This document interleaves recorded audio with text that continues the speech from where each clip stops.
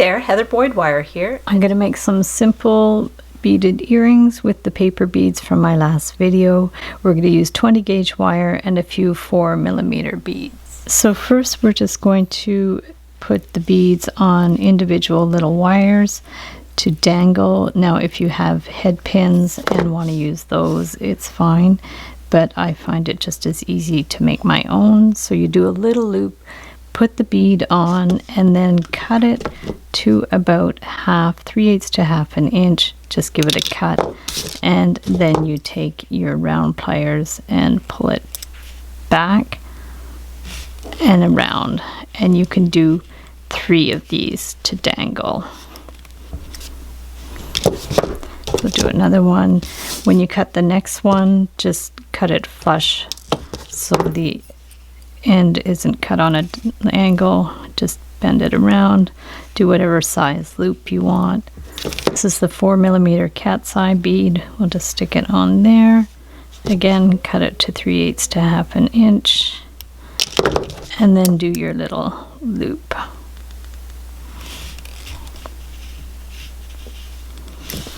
One more, cut the end flush. Use your small round pliers to do a loop, or use a head pin if you have some. Go like that so it's kind of centered. And then I have a metallic spacer bead. We'll just stick on there, and again cut it to 1/2 to 3/8 inch. Use your larger round pliers to bring it around, and then we're going to need a piece that's about 5-6 inches. Always better to cut it too long than too short.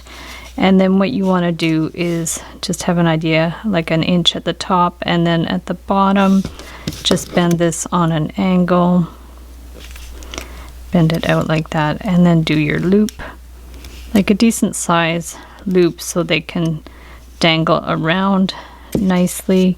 And then we're going to put our beads on there. So we're going to put cat's eye.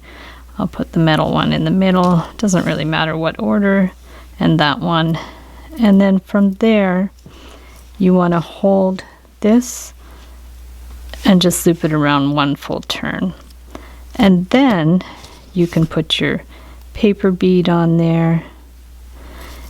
And from you want to like close the top, so just take this one, push it to the side, take your round pliers, bring them around.